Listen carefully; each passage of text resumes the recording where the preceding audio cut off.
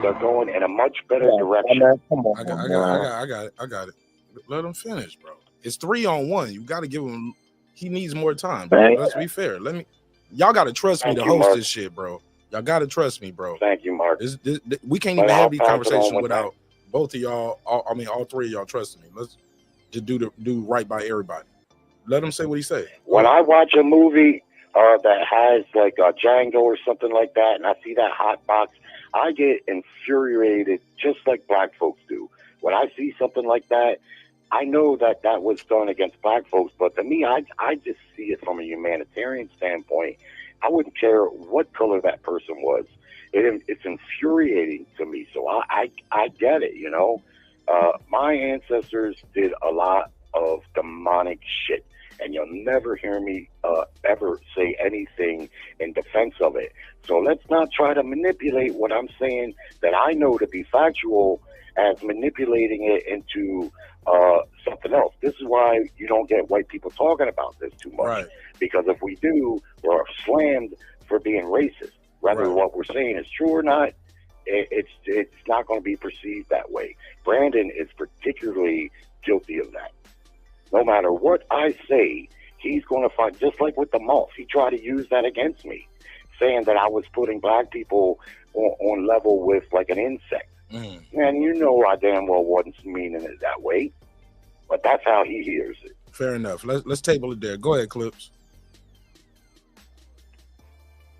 Jerry, no one's attacking you. We're just saying that what you're calling hard truth is actually more dogma and propaganda that actually supports white supremacy. First of all, Brandon, for your question, or black people, you don't want to go measure it to the best time in black American history was the 5 to 15 years right after the Civil War. You never seen that many black businesses. There was close to 200-something black United States congressmen, and as well like 30-something senators. It was black people were thriving. There was also Winston-Salem, North Carolina, that was just popping. So much so that we saw a white insurrection that we never saw the likes of until January 6th, where they took over the capital of North Carolina because they were so mad at the black folks who were doing nothing illegal. They were actually using their rights. And remember, they had 2 civil rights because we already had our civil rights after the Civil War. But after 15 years of black excellence, where, you know what I'm saying, what did y'all do? Jim Crow. So I don't want to hear that it's better. Okay, that is a misnomer, whether you understand that or not. And I'm not attacking you, Jerry. Listen to my words. Whether you understand it or not, the information that you just said is actually based off of white supremacist talking points. It is not true. Black people are not better. You can't even make that qualitative statement because, remember, many of them, you think that you snatched us out of huts when, you know what I'm saying, we had Timbuktu and Mali and Benin. Some of these black people were living great and peaceful lives that would have just been fine if they would have just stayed away from the damn shoreline. You know what I'm saying? And as far as the Black Kings, okay, let me just end with this. Jerry, we've had this conversation too many times. You're too intelligent of a man, and I actually like you, Jerry. Okay? Most African kings resisted not only white trade, white slavery, white involvement, so much so that if you know your history, when Alexander came into Egypt, there was an African queen, yes, a woman, who marched her army to the first cataract of the Nile, which is at the borders of northern Ethiopia. And Alexander said, I've never lost a battle. I will not lose to a woman. And that's when he marched and made a deal with the priest of Amen, chilled in Egypt for a while, then got back to chasing Darius. Okay? Many of these Africans, there was a long tradition. There was the Ethiopian queens called the Kandake, or wherever you get the word Candace. You know what I'm saying? The English way of saying Kandake. You know what I'm saying? The Kandake, there were 7 different queens that resisted. Arab, Jewish, all sorts of different foreign invasion into Africa because, no, you're not enslaving our people. And all these great kings of West and Northern Africa who were holding that line around the Sahara, around the edges of the Sahara Desert, eventually got killed and supplanted by some goofy-ass nigga that the white people propped up, and then slavery was allowed. So to make that blanket statement is disingenuous to the historical fact. And remember, I also explained to you what Biafras were. It was through the Christian, Jewish, and Muslim expansion where they were converting people by the sword. Many of these sub-Saharan African nations found themselves inundated with millions and millions upon refugees, because what you seem to forget, what you now call the Middle East, well, up until the of 16 and 1500s was called Northeast Africa. Many of these African tribes actually don't even come from sub-Saharan Africa. They were now what you now call the Middle East, and they got chased there. So now you have these kingdoms that had XYZ years of all these refugees. These kings are fighting for their people, and now this king got killed, and this European sympathizer gets put on the thing. And so the first thing he does is he says, yeah, well, we got refugees. Fuck, I need to sell these people. Knowing good and damn well if he doesn't sell these people, the very foreign invaders who put him on the throne will just take his ass off the throne and put someone else who will sell these damn refugees. Some of these people who were brought to America not necessarily by the color of their skin, but because of their bloodline. They were specifically hunted down and targeted to be displaced. That's why it was very important to strip many and eventually all African slaves of knowledge of self, because many of the slaves brought here were from these ancient bloodlines that the Jewish, Christian, and Islamic elite who are currently not black, and at that time were not black, knew that if these people who had the blood right to these claims was to ever rise up and just say something, that their whole world would shatter. If you don't believe me, study Emperor Haile Selassie and why even the Queen of England went over there and bowed before that black man. That's what slavery was about. To say they sold their own is so disingenuous. This was a very methodic, systematic thing that was going on, and it wasn't about just some greedy nigga who didn't have love for his own brothers. All right, let's pass it back to Jerry. Let him get his bars off. Go ahead, Jerry. Briefly, I'm not going to deny what my ancestors did here with chattel slavery, and I'm also not going to deny the African slave trade. It's well recorded. What he's talking about, sure, some of that took place, some piracy took place. The piracy was generally frowned upon and very dangerous. Hard to land a ship on a continent with 12 crewmen and go into a jungle where you're unfamiliar and round up people. That happened, but it was frowned upon, especially amongst the merchants that did regular business, because the piracy fucked the business end of it up. But like I say, I'm not going to deny either. I'm not going to deny the sins of the white man, and I'm not going to deny the African slave trade because it's well recorded. Go ahead, Brian. See, that's my thing. He keeps going back. It's not the African slave trade. That's the name. It's not any better for you. It's because some people are touching transatlantic. Let's just call it the transatlantic slave trade, which involves, which we can say America, United States America. African, Arabs, and white people. We can say that, right? Now, okay. When it comes to what your role is, that was what the Nuremberg trials were about. What you're doing is using the same thing that Nazi Germany did. When they brought him on trial, they said, well, why? Didn't you know what you was doing when y'all was killing them people were wrong?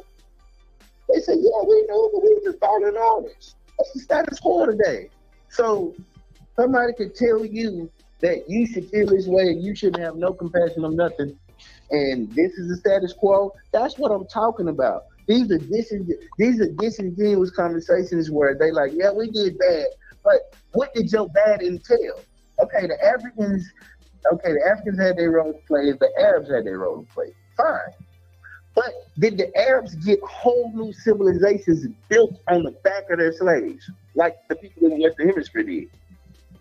Cuba, built on the back of the slaves. Brazil, built on the back of the slaves. The Caribbean, built on the back of the slaves.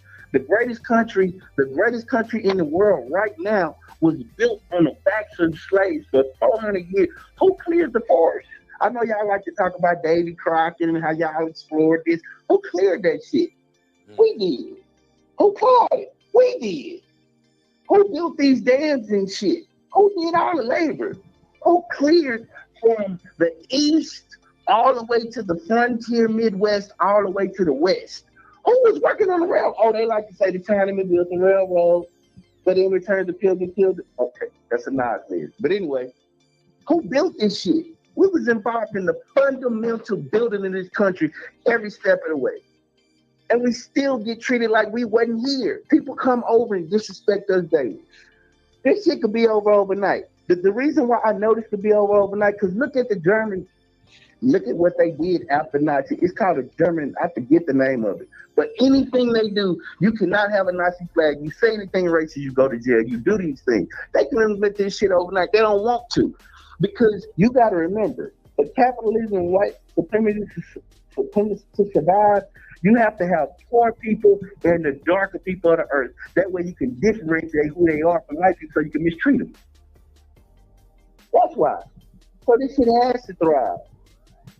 That's all I say. I got to make the work. So I want to say this to Jerry. Man, no, go ahead, Brian. I want to say this to Jerry. I just want to say thank you, man. I really appreciate this subject. You know, this is one of my passions. So I don't think we didn't even. I didn't even get your take on Teo. I ain't seen that yet. Oh, let me play it. I got it queued up. Let me play it. Go ahead, play it. You know, we kept the files. But I do got to reply to Jerry. But don't hang up, man. Like, no, respond to Jerry. I want to say something. I wrote my note. I got 5 minutes. Oh, well, this clip is real short because he tried to clean it up.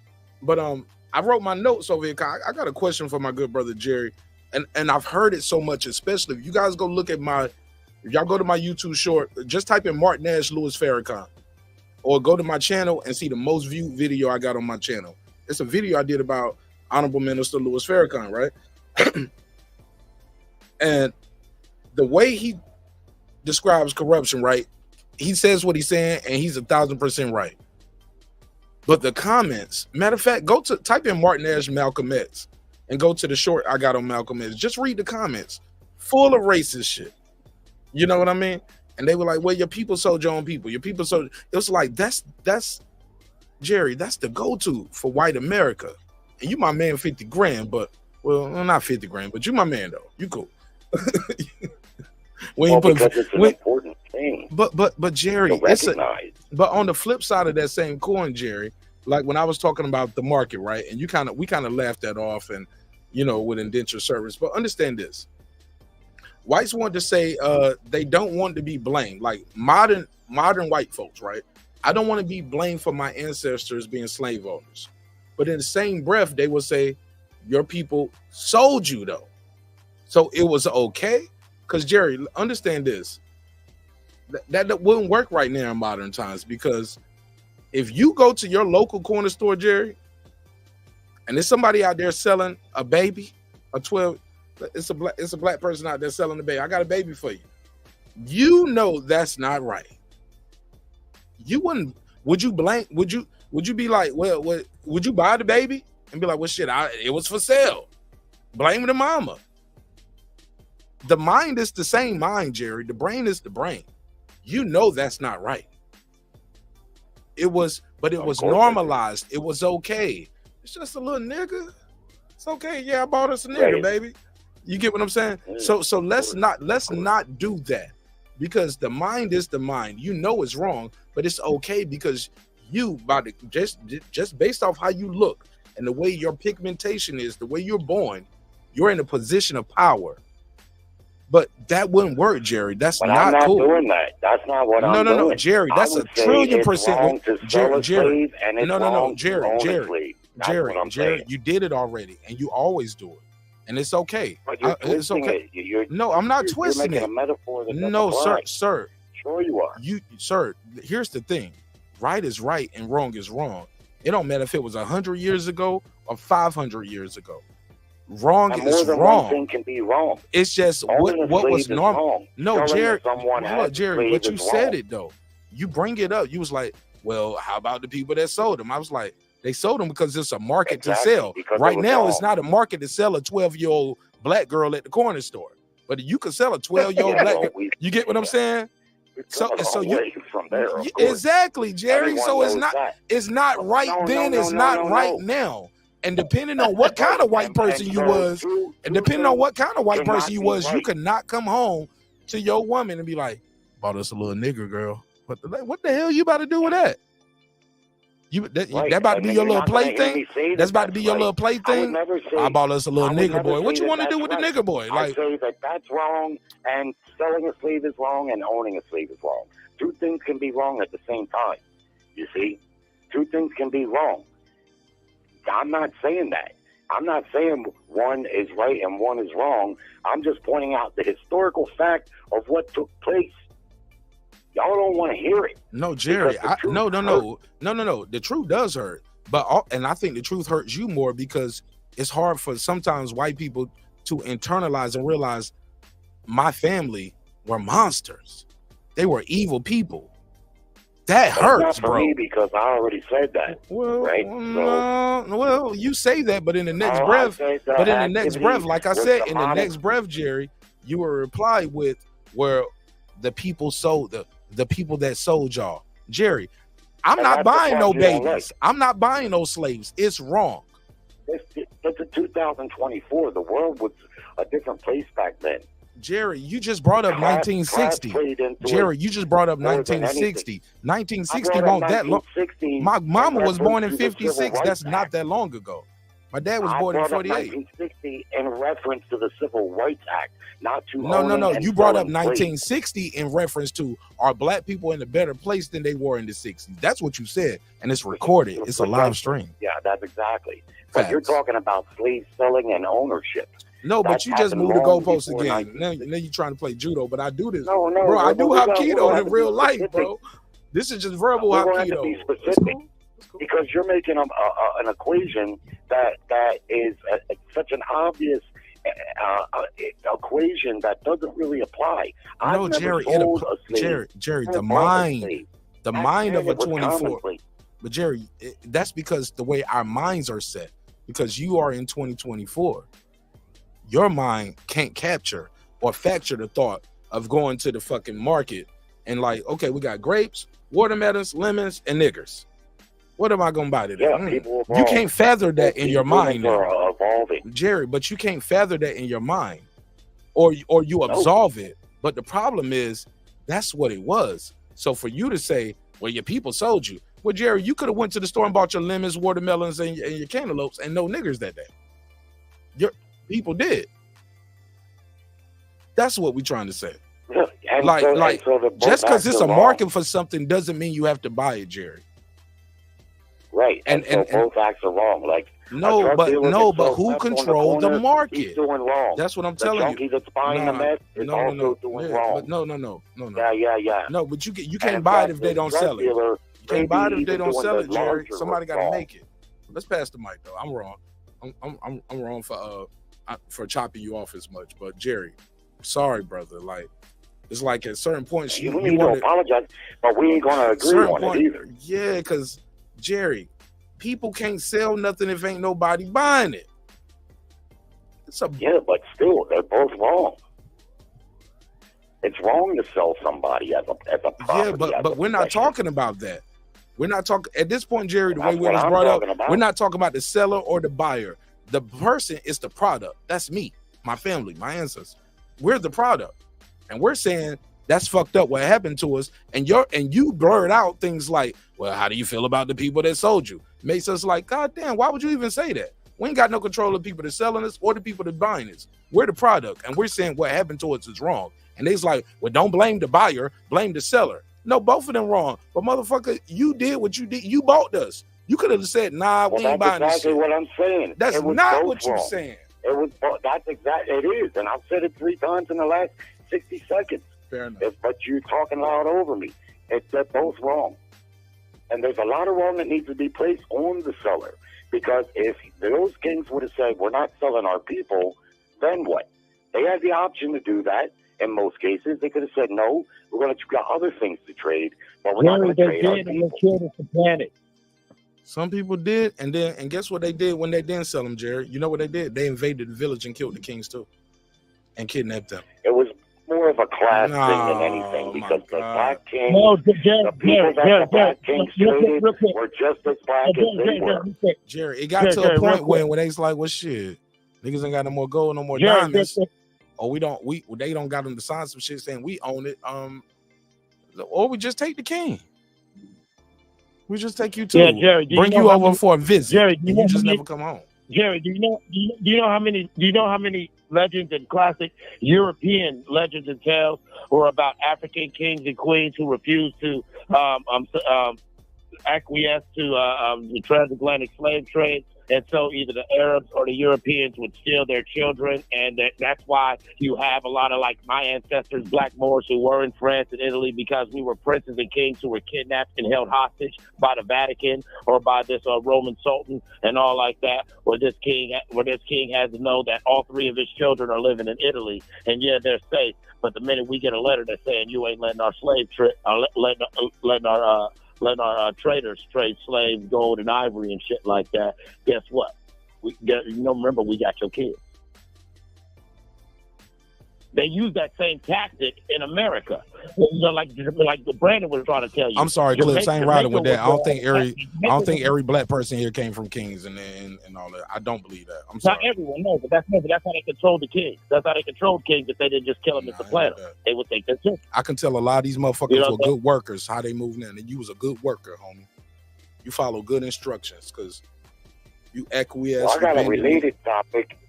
Nah, we still on the same topic. We still here. Let Brandon reply real quick. Go ahead, Brandon. No. Like go ahead, Brandon. Hold on. Brandon still. Let Brandon say his spot. Go ahead, Brandon. Sure. No, I didn't have much. I'm just listening now. I'm in and out, so I'm just hanging out right now, Mark. Go, let Jerry, look like Jerry and Clips got. Go ahead. No, it's all good. I'm just saying, Jerry, do you understand where the language of Swahili, how it became? Because the Arabs could not sell the Arabs when they landed in Zanzibar, Tanzania. Yeah, those kings were, trading with them. But when they got to this king in Kenya, this king was like, man, fuck y'all, get the fuck out of here. So what they did, they kidnapped that king and put a Tanzanian king in place, and they made him a slave. That king, but in Arab culture, because it was indentured servitude, once he was a slave for so long and he converted to Islam, and under Islam, now he's a brother Muslim.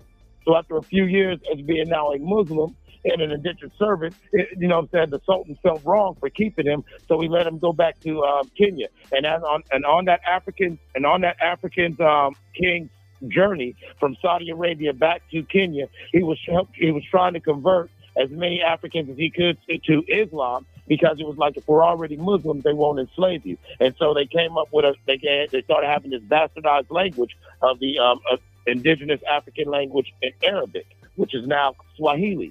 And that is the unique history of certain parts of Kenya and all like that. There's also several stories of West African kings. And then, like I said, about the Kandakes and the people of Eritrea, the Kandakes of Ethiopia and Eritrea. And in America, Jamaica was where they did all the buck busting. If you was a rebellious slave, you got sent to Jamaica. In Americas, and the Caribbean. In the Americas, it was mostly Mississippi and deep Alabama.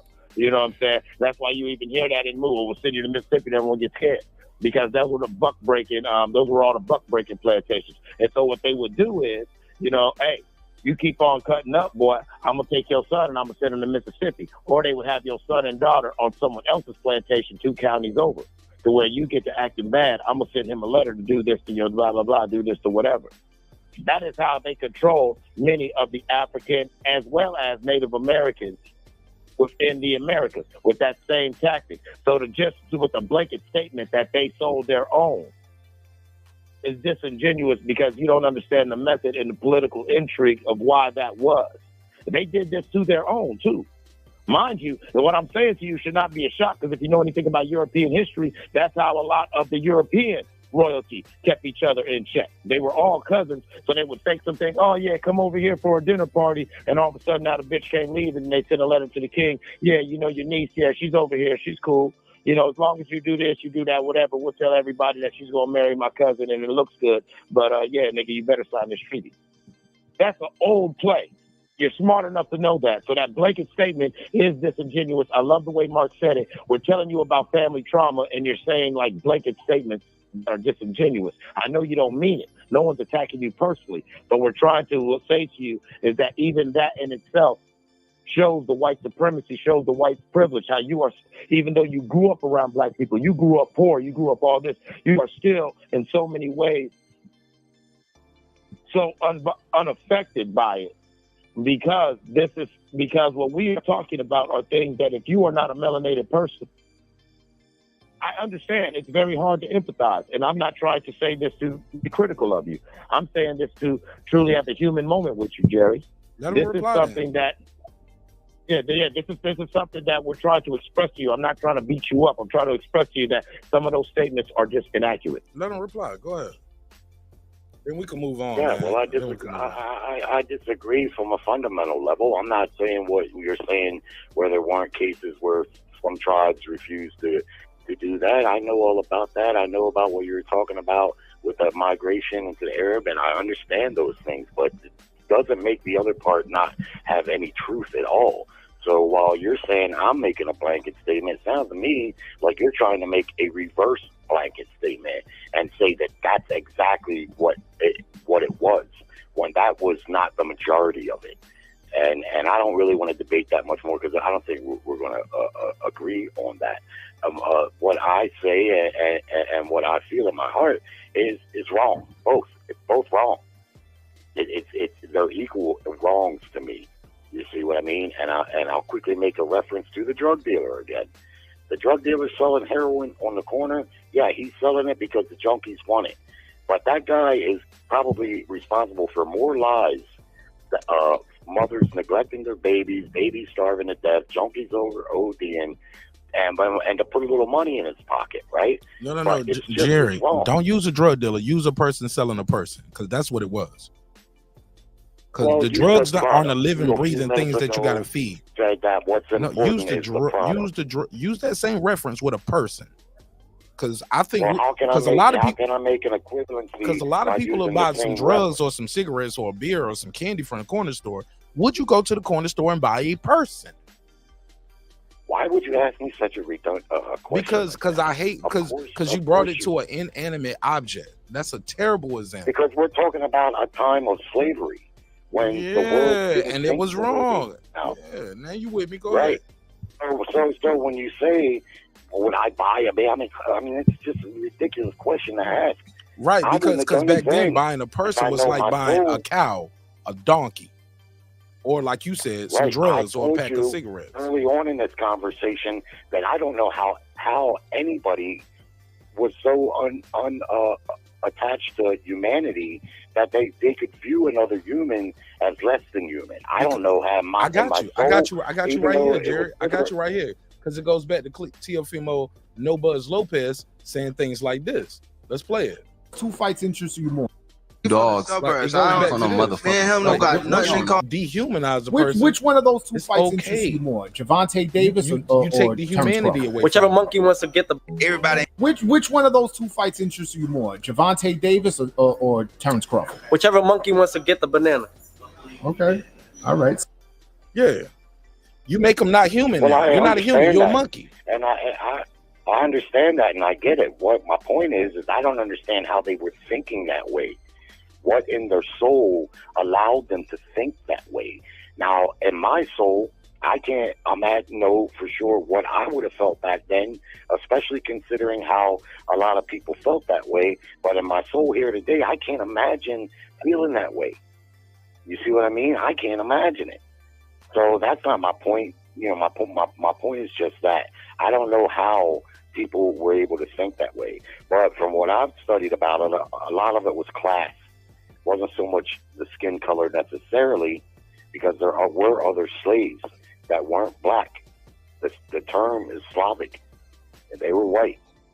However, the African kings, the ones that did participate, the slaves or indentured servants, if you will, that they traded were the same color as them, but they didn't have any money.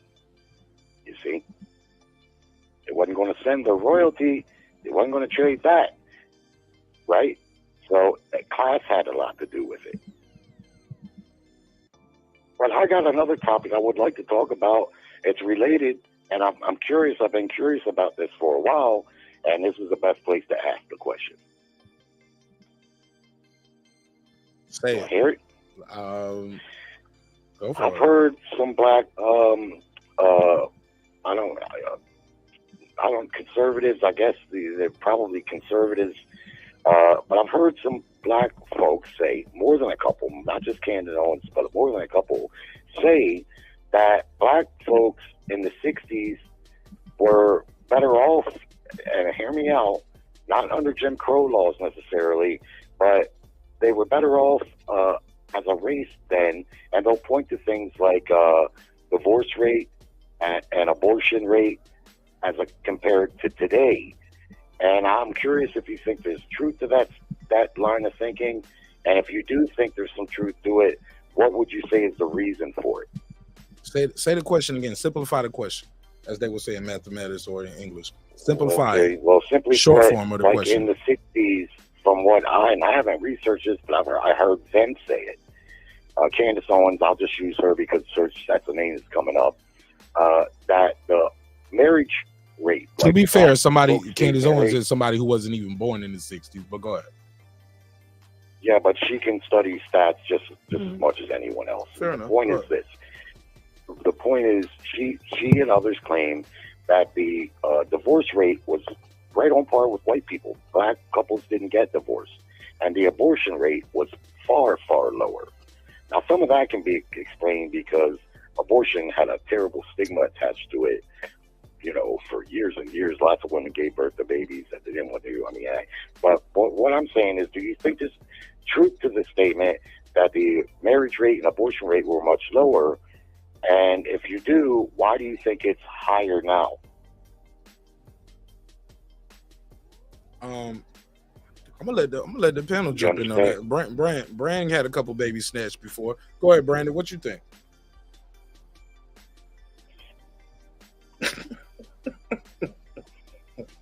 Maybe that was a bad setup. He was like, "I'm not gonna respond to that." Well, he said he was in and out. Yeah. He might not be. Clips, what's your take on why abortion? What do you think about what Jerry said on why abortion rates? Clearly, they have more clinics now than they had in the 60s. Duh, but so that's one thing. They saw it was a profitable business. Profitable business, Jerry. Snatching babies was popular, so it was a supply and demand. So no different from them going to the corner store and buying a kid. During that time, it was very possible. You also Roe v. Wade was passed at a certain amount of time. What year was Roe v. Wade passed? That late 60s, I think. Yeah. So all of those things matter, bro. Because now so instead of women going in dark alleys using clothes hangers and things like that, they can go to a doctor's office, Jerry. So I don't think that's my take. I'm gonna give y'all a short answer because can I go to a dark alley with a clothes hanger, or I can go to my doctor's office and my normal physician? Yeah, you probably get more people going to the doctor's office, Jerry. Well, then so also you don't think those numbers are true? Is that what you're saying? No. The numbers are true, but the numbers are true due to accessibility. How about that? Accessibility to options, and also data being kept at a better rate. So you have more data now, and also the lady who found out she was pregnant and went to the alley wasn't going to the doctor to get an abortion. She went down the dark alley, and when more women were dying too. So the only time they got reported was if she died or she had a real bad and had to go to the hospital. So the girl who, it was a successful termination of the pregnancy in that back alley with a clothes hanger. No, there's no documentation for it other than her guilty conscience. Or going to the office, or going to the doctor to fix the problem from that clothes hanger and be like, oh yeah, you were pregnant, you had an abortion, so we got a documentation of an abortion. But remember, sometimes depending on what state, the short version, he won't put that on the record. Right, but the short, but if you got to get treated at the ER, they document that and they can tell by your blood cells and your chromosome count. They knew you was pregnant. But Jerry, do you understand that accessibility creates more options, so you have more data? Is that a fair answer? Of course. Go ahead, of course. And but along with that, I would say that while those type of abortions took place, I don't think they were taking place at a rate that would drastically change that number. Jerry, real quickly now. Remember, what you're giving us data and numbers, but we're not. Once again, it's back to context and all like that. You're not taking into risk the factors that give you that data. So it ain't That's just why now. I asked the question. That's why I asked you guys. Let me. I said those two. I said those 2 or 3 sentences to where you wouldn't have to say that. I'm sorry, but I said that to say now you also have to look at through eugenics and things like that. You had in the early 1900s that really took off in the 20s, 30s, and then by the 50s, 60s, it's really locked in. You had eugenics programs that were trying to do genocide and ethnic cleansing via medical and social programs. You had people like, pushing things like homosexuality, corrosive feminism, toxic masculinity. You had Tuskegee experiments that were rendering a lot of men and women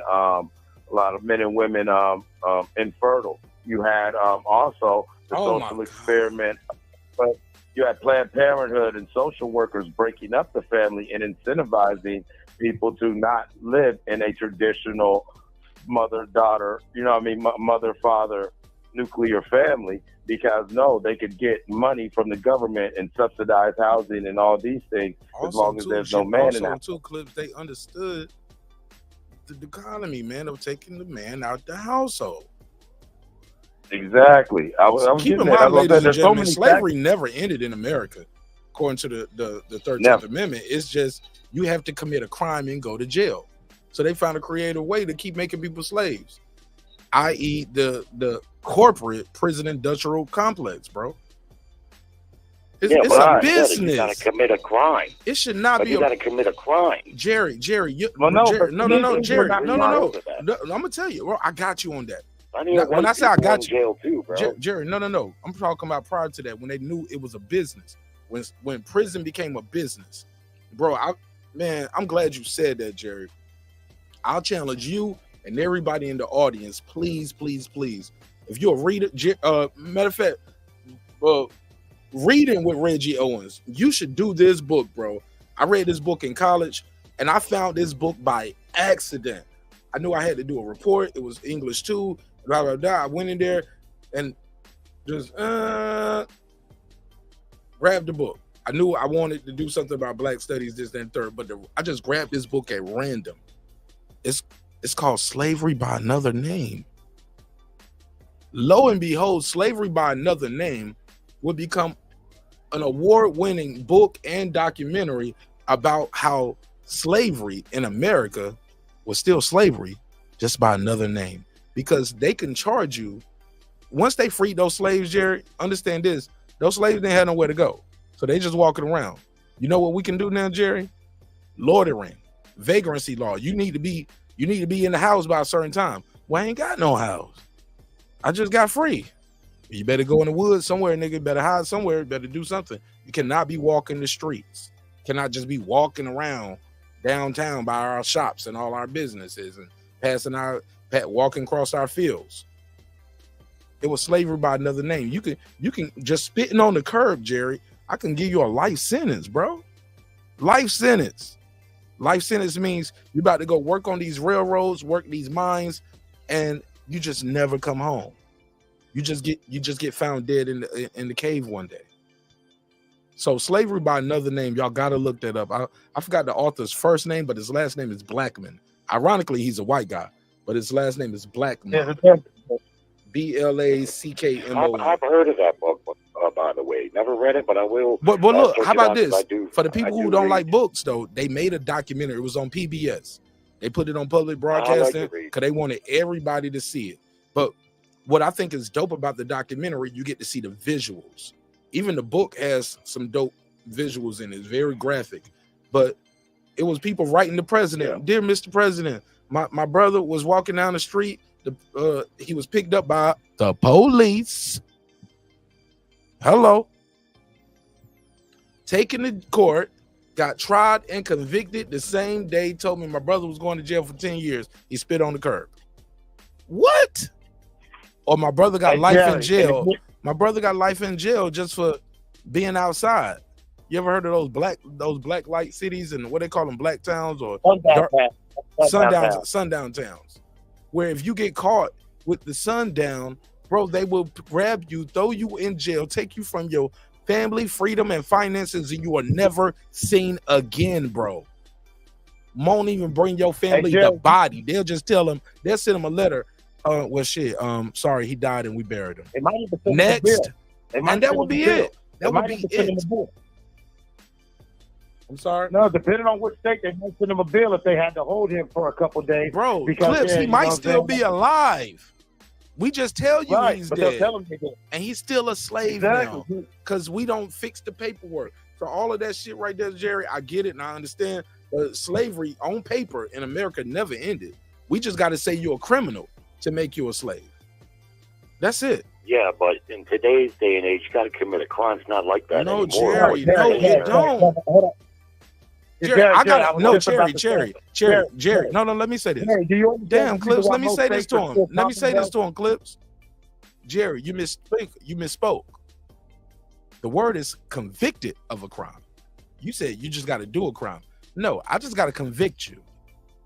Or I can have the risk of failing in a successful process of our system that's already mischaracterized you for hundreds of years, by your words as well. So you can get life or you can do 20 years. Most people gonna take the 20. You can get life or you get 30 years. People want a date. Get life or do 15. Get 30 years or do 5. Get 50 years or do 10. People will take the deal, Jerry. And that's now a conviction, and you now are a slave. Black, white, Asian, Hispanic, whatever. The law is about you being a convicted criminal, not whether you did it, not whether we can even prove it, but the consequence. The consequence of you not having the consequence of not having. Let me say this, but the consequence of Jerry, I got you. That's why I said you misspoke. It's okay, but the consequence of not having the means, finances, resources, knowledge outweigh life. I can't outweigh that. So people take the deal all the time. Even with it, we see innocent men get found years later exonerated because of DNA, but they pled guilty because, like, damn, I don't have no money to fight the case. And this judicial system, the way it's built off finances. But I digress. Go ahead, Clips, and then we'll go back to Jerry. And then we can end this shit. Jerry, you said not today. In 2024. Do you know why most there are still states in the United States that are Commonwealth? Because you understand that in the Commonwealth, depending on where you are and how that little local municipality's laws are, yeah, their due process laws don't have to be 100% like you say in federal law. I live right near the border of Pennsylvania. I have a homeboy. I said this several times. My homeboy B, man, he went to the wrong one of them little like air quote sundown towns in Pennsylvania, and got caught dirty. And the next time we heard from him, he was already like 8-9 months into a 3-year bid. Basically, like, yeah, they could take you to a judge's house in them small towns, and little local municipality. That judge could slap his head on a table. They could do the ad hoc hearing and do your little arraignment right there at his house, and it's 100% legal. We got you. Go ahead. Anyway, me? Yeah, keep going. We got you. We know that's true. No, I'm saying, like, no, they like to where even in this, we say, oh, well, you got to convict a crime. No, we have a system. And then once again, what I keep saying, why is it so hard? Well, you still never answer my question. Why is it so hard to acknowledge the black humanity? But the answer is in what I just said. Because if you don't want to view us truly as human beings, it's easier for you to say lynch that nigga didn't lynch that man. It's easier to say, well, that motherfucker got convicted, fuck him. It's easier to say get that son of a bitch off the field instead of saying get that player who's doing something I disagree with off the field. It's in the same vein as like you said about you not liking some dude saying, oh, that white boy. I heard it in your voice when you was talking about you grew up. You heard that white boy with all the negative connotations to where now as a grown-ass man, even when somebody's saying it in a nice way, it rubs you wrong. So now imagine that little film, imagine all them ginger film, but imagine that multiplied 1,000 total, and there's a system that does that to you. There is a system that says, you know what, you fart too loud, you sneeze too much, I can call that a crime just so I can throw your ass on paperwork and I can do whatever the fuck I want to with you. All right? Meanwhile, a white man can have... Right, and everybody who's in charge of you, don't look like you, and they want to put you back. They need that workforce clips. That's what we keep leaving out. I don't want to talk about your homie that just happened a couple months ago, but I'm talking about what Jerry and I were talking about years ago when these people got free. They got free, but the workforce stopped. We need that workforce going back on. They never just said slavery is wrong and where you never can be a slave again. No, you can be a slave, quote, if you are a criminal. If you're criminal, you can be back a slave. They don't have that in other countries. Nobody, I was talking to one of the homies in Europe. They was like, it's crazy y'all go to jail for life for drugs in America. You can be the biggest kingpin in the world. Bro, we ain't giving you life for drugs. Y'all get life sentences for drugs in America. That's crazy. Well, remember the war on drugs, and then we've had a few people like Kissinger and all like that who are still alive from the Nixon administration when the war on drugs was initiated, who said that it was bullshit. We knew it was a flawed plan and whatever like that, but we needed something to galvanize that silent majority. So telling them the crime on the streets and we're getting these undesirables off the streets felt good. Plus, you know what? We made a lot of money because we were all invested in the military-industrial complex. So if I can't get these boys to die in Vietnam, also too. And no, I was getting ready to say that. And then in the prison industrial complex, because if I can't get these boys to die in Vietnam, guess what? That draft dodging, that's a crime. So there's a win-win. It is a win-win, and it wasn't just blacks on this. You know what I'm saying? Like that's what the pushback that I'm not trying to personally attack you. Is like, Jerry, when I talk to you, I know you understand these things, but it seems like when we start to try to talk about the racial aspect of it, that's when you kind of like start cringing and everything, because it's not even, we're not even trying to trauma brag. We're just saying, hey, I know you're going through it. But like, to use Mark's analogy, I'm starting from behind the goal line. You got the ball at the 20, if not the 50. And due to no fault of either of us. So let's not act like we're running the same race. Let's not act like it's the same thing. Your red hair is not my black skin. Bro, when I see a white guy at the unemployment office, I look at him, I'll be like, you failure. How did you end up here? I don't know why you would do that, man. Jerry, it's a bad joke. It's a bad joke, but you get what I'm saying? You had all the advantages. Okay, all right. But you get what I'm saying? This is your country. All the law, everybody, every other demographic needed an amendment except you, white man. We had to get an amendment for women. We had to get an amendment for blacks, immigrants, everybody else. But you, white man, this shit was built for you. Yeah, and I acknowledged that earlier when I told you. Yeah, so when you at the unemployment office, I'm like, why you over here trying to get these black jobs? Stop stealing these black jobs. When you conquer and colonize, you own it. That's how it's always been. I didn't make that up, neither did the white man. That's just the way of the world. So, of course, it was built that way. If it was up to me, it wouldn't have been like that. Everybody would just be equal in a perfect world. I didn't build the world. I don't know why it happened like that, but I will tell Clips, he's pointed out a couple of times that I'm passionate about the white boy thing and that he heard in my voice when I referenced it. But did he also hear me say right prior to that I equally dislike the N-word and that I'm appalled by it? Jerry, we all know you ain't with that. I'm cool with that. But let me ask you this. He didn't say that. He's concentrating on the fact that I said that I say about them hating the white boy thing. No. He was very clear several times, like, Jerry, I don't want to attack you. I heard what he just said. Okay. Well, we'll just leave that alone. Yeah, let's keep it fair. Let's keep moving. I got a question for Jerry, though. I do have a question for you, Jerry. Go ahead, get it off. I agree with you that slavery still exists in America, but to me, the bigger culprit in current America, not disregarding what you were saying back then, where with the vagrancy and a lot of wrongdoing there, of course, and you could see how that would work that way. But in current day America, to me, welfare is the bigger imprisonment for black folks and white folks. But welfare is, and welfare, the Democrats insisted because they fought against welfare, and every single who fought against it? I'm sorry. Who? The Democrats, okay. The party of slavery, the party of KKK, the party of Jim Crow laws, the party of fighting every single civil rights amendment or movement, and they insisted that with that welfare that the man couldn't be part of the household, which is a recipe for disaster in any culture, any race. And we know that. And so, there it creates a huge problem. And so I agree with you. Now, here in Baltimore, we got a few big prisons, and they're packed to capacity, and they're a tremendous tax burden on the state. They're no revenue generator. You don't make money by paying to house people.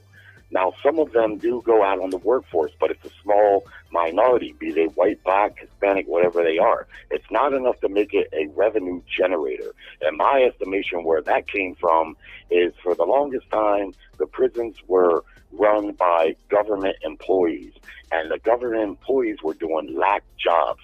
They were falling under corruption and everything. So they found that when they outsourced those jobs to independent companies that took it seriously because it was their bread and butter, they found that they were better off that way.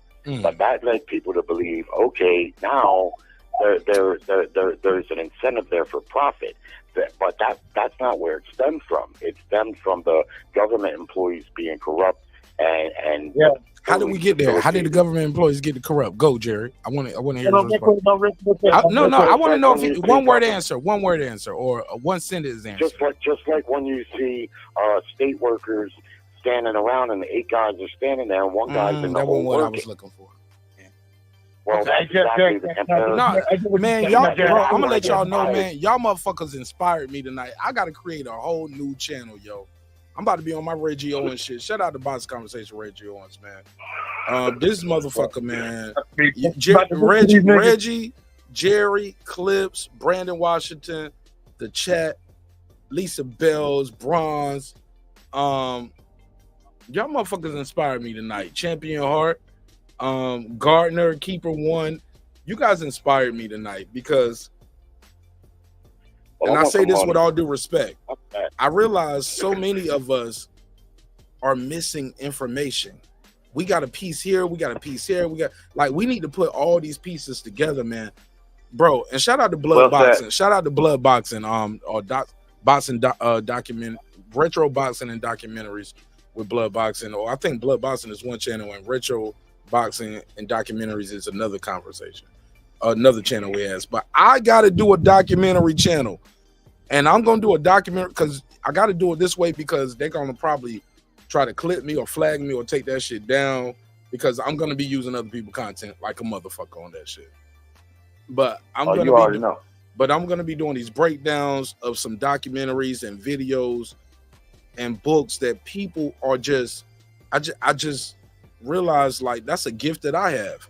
Just having this space right here and an audience, man, that are willing to listen, learn. We can disagree and agree, and we don't have to cuss each other out. But it's just like, damn, y'all didn't see this, or y'all don't know this, or shit Clips telling me about. Like, damn, I didn't know that. I gotta look that up. You know what I'm saying? Definitely gonna look him up. Never mind. But look, my whole point. Now I want to know about them. I want to know about them $100 trash bags of the weed that was coming across the border. But that's neither nor there. Yeah, man. You can look that up right now, nigga. I told you that shit. Motherfuckers doing that shit right now to this day. No, but not doing it at 8 years old in 1991. Jerry, real quick question. How did Bob Barker make most of his money? The price is right, Bob. No, Bob Barker. If you're from Baltimore, listen. Let me answer you. You're from Baltimore, so you don't know this. If he was ever locked up in a state west of the Mississippi, most of the states west of the Mississippi, your clothes, your toothbrush, and everything, you'll see a name on it. You'll be Bob Barker. Bob Barker is the supplier for most of the prison chains and the private prisons in the states of California, Nevada, Arizona, Texas, New Mexico. Like, yeah, like Bob Barker, like you said, it's not a private industry. Well, no, there's people who make money. Michael Jordan invested. Bob Barker got rich. The state didn't get rich because they had to buy it. That's why it's our industry. So think about it. If you're like I just told you earlier when I said that the people who are still alive now from the Nixon administration have all gone on record at different times and then a couple times collectively they stood on panels when being grilled about COINTELPRO and the failures of the war on drugs, and they admitted that yes, Many of them knew this was some bullshit, but as long as they could make these sweeping criminal, these criminal accusations, criminalize weed, criminalize that, saying it was an attack on the poor as well as the people of color. Because, we go lock them up, and under the 13th Amendment, now you're a slave, and many of us had heavy investments into these private prisons to where, all this state and everything, just like a lot of the PPP loans and all like that scam. It was a lot of these private people who had ties to the government, so they know, hey, if my cousin, if I know Mark and Mark owns this business, hey man, they about to, approve all these loans. I get your shit fast tracked. I just need you to hurry up and, submit all these proposals, and I'll get them fast tracked. That's what most of the war on drugs was throughout the 70s until the 80s when it came into Reagan, and then when all the South American drug cartels and all the shit that was going on in Central America started coming to the shores of Miami and then eventually to LA, then it started becoming a more of, let's get these urban terrorists, but they didn't want to outright say it. So they just criminalized us, and that's why it was a sensationalism of gang culture. Why do you think the gangs in Cali didn't spread until shortly after movies like Colors and everything like that? Cocaine really didn't leave Florida the way it left Florida until after movies like Scarface. These were very deliberate things that they were doing, because under the 13th Amendment, once we get these certain demographics caught up in this culture, all y'all niggas is criminals. Back to what Mark said, dehumanizing, making them all monsters. To where, a 12-year-old black kid walking from the store with fucking Skittles and a goddamn Arizona goddamn tea looks like a suspicious motherfucker, and it justifies this white man who was not deputized, after being informed by deputized officers to fall back. We are on the way. He felt compelled within his white right and privilege to instigate an altercation with this young boy, because you know what? This nigger does have why is this nigger walking around at night? It's systematic, Jerry. It's deeper than these little cookie cutter answers. They sold the slaves. Or what about the criminals? And I know it's deeper than that. And that's all I'm saying to you. And I know I'm not attacking you. And no, I never said that. What I said when I stressed about the white boy thing is, I'm like, just as I feel, I know that. I can hear that. Just like you feel that way. That I'm just saying, it hits that way for a lot of people in different ways that you, as a white man, you probably can't relate that feeling. And I'm not faulting you for that. I'm trying to give you examples of you don't understand it's deeper than that, to where when somebody says a blanket answer, it's insulting as fuck. But what you call blanket answer is what I call factual truth, historical truth. And to further that, let me finish. And to further that, what I would also say is, yes, of course, I can't understand every black experience, but nor can you understand every white experience. You never heard of it. I'm sorry. When you say it's deeper and more complicated than that, of course, I realize that. So when I say to you, less than 10% of white Americans own slaves, you don't seem to hear that part, but that's also part of what's deeper and more complicated. You see? So I understand when you say it's more deeper, more complicated, and further reaching. Of course I do. But there's two sides to every story. And that's just one little factoid about white slave ownership here in the United States, that if I say it, it's like you don't even recognize it. Now, how do I know that? I don't know that like I was there, but it's recorded through the census. And that's what was, the census were very important back then. You could go to jail, and people did, for not having the census, man. That's how they keep track of slave ownership, and that's what I've read was the statistic. Nationwide, it was 5%, and in the South, it was 8 to 10%. Yeah, Jerry, I agree with you. Look, I took African American history in college. I took African American history in college, and I was so blessed and fortunate. I had Professor Garrison Harrison, and man, she taught me so many things about American history, not because it was African American history, but I got taught African American history by a black woman in a room full of black folks with a couple sprinkles in there, a couple whites, Asians, some people, Arabs, this, that, and the third. But this was at a black school. And she had free range. And I'm telling you, she said that same thing, Jerry. She was like, yo, it wasn't cheap to own a man like that. Like every white person didn't own a slave. That's not true. But they all participated into they participated into the slavery thing. They all knew it was wrong. Like knowing what you know now, Jerry. You said how what? You said how? I want to get clarity before I answer. How did what? They all participate without all owning slaves? Jerry, you can participate. Eventually it came to a head and we fought a bloody civil war to end it. No. No. The Civil War wasn't even about slavery all the way. It was about votes in Congress. Like, let's keep that clear. It was about that was the Jerry. I don't know how much much studying you doing on this, or you talking about emotion, or have you did the research? Did you go to college? Did you take the class? Did you read the notes? Because the things I'm talking. Because Jerry, I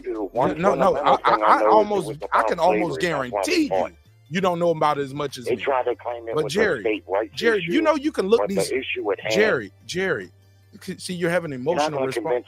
Go ahead. Okay, once you say I'm not going to convince you, but go ahead. The dance is over. You just cut the music off. You're not going to tell me that because you have your mind made up. Once you say that, that means no matter what new information, I can put it on screen. I can play the video. I can go to Jerry. I can go to the notes and you got a video that's going to Jerry. Even now, you're being reactionary, but it's okay. That's okay. It's how keto, baby. I go with the energy and the flow, baby. We're going with the energy and the flow. It's okay. Jerry, it's okay. Understand this, though. I know it is. Understand this. It's okay to disagree. No. Disagreement is okay.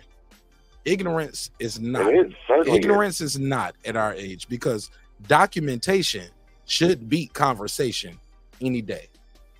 Because if I show you a video or a picture, any way you want. Jerry, if I show you a picture, of fact. I'm sorry, sir.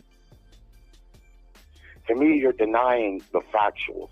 What is the fact that I'm denying? Because what I didn't get to say in full what I was about to say. What I was going to say is they have minutes and they have records. Somebody's typing everything every senator in Congress was saying in the United States government. They have records. We can pull up the records and the minutes and the speeches that the senators and congressmen were giving when they were fighting for slavery, fighting for against it, and you'll realize it was about votes. Because the people up north were saying, where they saying the black people that they got are people. Are they people or are they not? Because if they're people, that means this. If they're not people, if they're people, they should get these rights. But they're not people. Well, okay, well, they're 3/5 of a man. Jerry, have you ever heard of the 3/5 compromise? Jerry? Certainly. So what is that about, Jerry?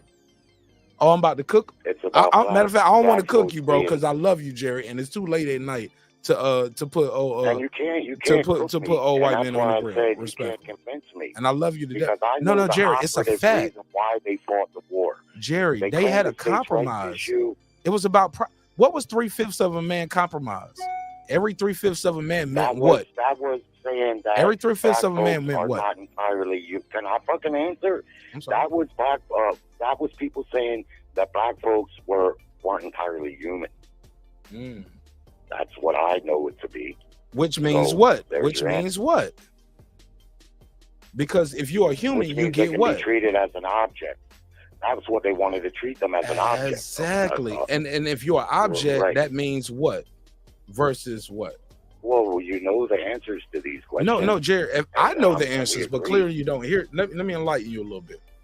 And I mean this with all due respect, because the people in the north, if you feel that's what you're doing, and if I'm wrong, you're not enlightening. And if I'm wrong, correct me. Well, you don't know because I didn't get to say it yet. But like you already said, no matter what I say, your mind is already made up. So keep that in mind too. On that particular thing, yes, I know why they fought the Civil War. I know the reason why they actually went to battle. What year did they go to battle? And that's why when they got done, slavery was over. See, when the war was won, slavery was done. And that's a 1-2 combination right there. Was there states' rights issues involved and other things that were more politically probably correct for that time, being that it was politically incorrect. But you're so wrong on this, my brother. Was slavery. Brother, but you so you're telling me that the functional I didn't get to tell you nothing yet. I didn't slavery. even get to say it yet. Like you're being so reactionary. But let me reply to one thing before I reply to the other. And I promise I'll give you the microphone back. First and foremost, I've been listening to you. Because your timeline makes it seem like something happened on Monday and the other thing happened on Tuesday, or this happened at the beginning of the year and the other shit happened 5 or 10 years later. Jerry, that they fought the war and then slavery. I'm talking 3/5 compromise. Do you know how long that shit lasted before we had a civil war, Jerry? Quite a while, I would imagine. No. Fucking imagination. You speaking in facts right now. You've been speaking actual factual, I thought. No, why don't you tell me and then tell me what relevance it has to the war? I'm going to, and I'm glad you asked. Go ahead. And I'm glad you asked. Sir, understand this, that 3/5 compromise happened in 1787. So we're in the 1700s. And you can go to the Constitutional Convention. This shit is online, man. Y'all can read this shit. And y'all can read all of y'all senators from whatever state y'all at right now, who was a state then, of course, because some of y'all wasn't in states back then, but some of y'all can go back to then and you can read that they are arguing about population for representation and taxation. It's about votes in Congress, bro, because our whole shit is about no taxation without representation, right? So these people was like, well, I got more people than damn, bro. Now you said, Jared, we ain't talking about black folks being allowed to vote. Are they people in your state or not? So we had to agree to disagree. That so yeah, you got a lot of people there, but they're not people. Because you said they're not people. Jerry, this shit is documented, bro. Like, we arguing about some shit, with all due respect, I don't think you've done any research on. Because to all due respect, you have no reason to, because all the laws in this country been made for you and your people. But that's okay. But I'm about to enlighten you real quick. If you're patient and give me just a couple minutes, because I promise I ain't gonna take that. I'm not saying anything. No, you just did. You would get to your point. You just did. You just did. You just did, and you're doing that. You're doing it now, sir. Because you keep repeating it doesn't need a requirement. No. Nothing I'm saying now needs a reply, sir. Just be patient. Like I'm trying. You said you didn't know. Just mute your mic. You got a mute button on your phone. Hit the mute button on your phone. I want to hear you keep saying that. Hit the mute button on. Jerry, you can't. Jerry, you can't pick and choose the order of what I'm about to deliver the information. If you want to receive the information, just receive the information, and that starts with muting your mic. The information. Just starts with muting your mic. Let's start there. Can you mute your mic? No, I'm on a house. So you okay? So can you be quiet? Do you have self-control to be quiet? You're not even doing it now, Jerry. I can't even continue. Jerry, you're going back and forth with me now. All you have to say is, Mark, I'm done. Can you say, Mark, I'm done? Go ahead. Thank you. Okay. So thank you. I'm gonna go ahead, sir. So the 3/5 compromise. Damn, Jerry, you doing it again? Just relax. Look, the 3/5 compromise was reached among delegates. That means representation. During the 1787 Constitutional Convention, said that already. Jerry didn't want to hear it, but it's okay. We're gonna learn them. We're gonna learn everybody in the chat too. But that said, 3 out of every 5 slaves was counted as a state's population for legislation, representation for taxation. So people misunderstand that. People thinking 3/5 of a man meaning half of a person. You know what I'm saying? No, they're not saying from your head, shoulders down to your waist, you're a person. A lot of people are misunderstood and misinformed by what that means. That means no. Put five black people together. That's 1. 3 out of every 5 black slaves you put together, that's 1. So you got 10 people, 10 black slaves, that's 2. And so forth. You get what I'm saying? You got 20 black slaves, that counts as 4. It's about population for legislative and representation and taxation purposes. That's what that's about. That happened in 1787. What people don't understand, like Jerry keeps alluding to, like, he was like, well, and that didn't work, so we went to war. Jerry, that shit happened almost 100 years later. The Civil War was in 1861. Almost 100 years later, man. Or at least 80 years. Come on, bro. It's two different things. And at that point, the racism and the shit has gotten out of control. So when we talk about are black people in a better place than they were in the 60s, bro, we've been fighting this shit since the 1700s. We got people to say, let's be civil in the 60s. Stop sicking your dogs on me. You said I can vote. Stop sicking your dogs on me when I'm at the voting booth. Can my kids go to school and drink out the warden fountain? Do we not have to walk 3 miles in the snow to get to school? Jerry, this is like public record. You can go look up the minutes of this meeting. Denied any no, of that. no, bro. I never denied no, any you of said that. the civil rights, the Civil War was all about quote unquote slavery. No, it wasn't all about slavery. It was about votes in Congress and people saying, hey, look, well, you got so the people up north were saying, so 3 out of every 5 desks I own in my building, should those things be counted as a vote? Because every 3 out of 5 men that he has, he's saying that's a vote. Because you have you have the House and the Senate. Everybody get 2 senators, but the House is about population. You do know that, right, Jerry? Of course I know. So you get how many nothing that I don't know, Jerry, bro. well, Jerry, you That's get how many Jerry, you get how many you get certain amount of representatives in Congress, in the House, based off your population. So back then they had to have they had to make a compromise. They had to say, well, look, you got all them people, but all them people ain't men. All them people ain't people. They slaves. Well, no, they people, man. Well, no, they slaves. Well, let's do a compromise where 3 out of every 5 slaves will be counted as a vote. That means which is my point exactly. That's not what your point. That was the pivotal thing. That was the pivotal thing.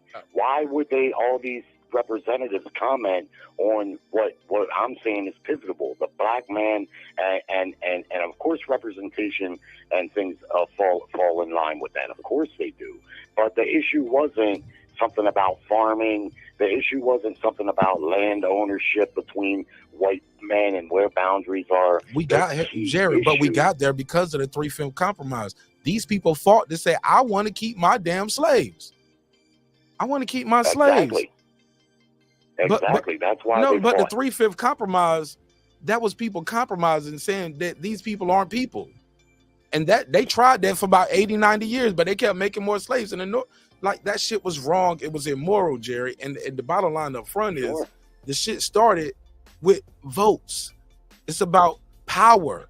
It's about who can control the government. And these people was like, well, we got more people down here, more slaves, and we're going to make these slaves an army now. And if you sign up and fight with us, you're going to get your freedom. Like, that shit is, man, this shit is deep, man. This shit is too deep for a late night conversation. I tell you that, because it's so much going on. No. Jerry's right, but he's misinformed too, because he thinking like, the 3-5 compromise, like everything was about slavery. No, it's about power, money, and control in the government. And I'll implore many of you guys to look that shit up, man. Like, I studied this shit. That's an easy you can read the minutes. You can read the minutes, Jerry. Government's always about power. It's always about power. Yes, and we went to war over that shit. Of course it is. No, we went to war over the key issue. The key economic issue was slave ownership. Those laws but why? It was about power, but it's not because they wanted the slaves to be counted as people for power, bro. Thank you. Because remember, what was power? Power is wealth. And power is also people as far as a labor and military force. And what were black people in America? We were a free source of labor, which is one facet of power. And labor generates wealth, which is the other facet of power. And what the people in the North was worried about, what Mark was trying to explain to you with the 3-5 compromise, because the northern states were worried that, you know what, if these Southerners can get, if they can count these people on their census, they can have more senators. And depending on what they want to do, now that if they want to try to militarize these, these slaves, they've got us by the numbers. So there goes all the facets of power, but it all boils down to way deeper than, they just went to war to free the slaves. No, they went to war for power. And after slavery, after Civil War, what was the first thing they did? They found out ways to still use black people as a free source of economic, of wealth generating free labor. And while still trying to suppress our votes. Hence why we have 2 Civil Rights Acts. I keep bringing that up. That's so crazy. We're the only group of people in this country who and even still that Civil Rights Act has never just been 100% right. Every few years, they've got to vote on it again. You see what I'm saying? It's deeper than that. There is an ingrained animus towards blackness, which is based back to our original point, which is Teofimo and how we got here, was based off the fact that there are these groups who are so entrenched within our society and throughout the world who are looking for any reason to refuse black humanity. I know that's not who you are, Jerry. Economics, bro. Economics and political control. Slavery was the moral issue. Slavery was the moral issue. But in fact, it was about issue. That's bro. That's who the people that push the buttons. Has free labor. No. The moral shit, it got the common folks involved, the poor whites and the poor blacks, and everybody else who are slaves too. Like you said, everybody was. It was a lot of poor people that were indentured servants and slaves as well. They just got to go home, and the master didn't come to their house and fuck their wife. They were overseers. They come over there, get their shit done, and go home. But at any time, he could have strung his ass up too. The overseer, the master could have did that to the overseer. You work for me, boy. I'm your boss. I'm the owner of all of y'all. Everything I see.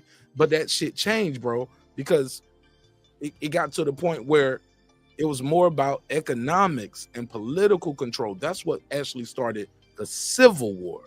But yes, but the moral issue was slavery. But the people that was in charge, that supplied the weapons, pushed the buttons, that wanted control, that was economics and political control over the entire system that caused the conflict. That's why they had a whole president down there, their own general. They had their own troops. This shit is deep, man. This shit is deep. Economics. The South had free labor, so they were far outdoing the North.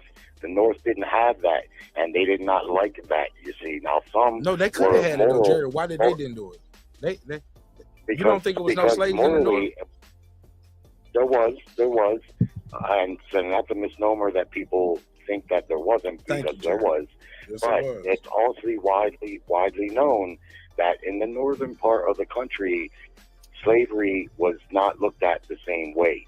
And in the South, it was used for a tremendous labor force, where cotton was the cash crop of the day as far as textiles. And so while some were morally against it, I would think that a lot more were financially against it. You see, actually, that's also another misnomer. Yeah, because that's where the ports were. The main ports were up north, like in what we call New England now. The main crop in America up until marijuana was made illegal in the early 1900s. The main cash crop in America throughout the civil, when they were cotton, no, it was hemp. You made your papers with hemp. You made most of your clothes with hemp. You used hemp for hemp. What year are you talking about? What century are you talking about, Clip? Are you talking about 17, 18? What century are you talking about? No, up until marijuana was, up until what I just say, up until marijuana was made illegal in the early 1900s. Yeah, but so back then hemp wasn't the whole illegal. history of this country, hemp. We used a lot of hemp farms. It was, you know, that was a big thing and everything. And so in the North, like, yeah, you're right, Jerry. There were still slaves in the North. Like, people forget, most of what's now beautiful Manhattan and Central Park actually was a independent slave town where when New York abolished slavery, most of the slaves built their own little town, and eventually they lost that shit, just like, you know, on some Lake Lanier shit in Georgia. You know what I'm saying? But it's deeper than just economics. The black dollar.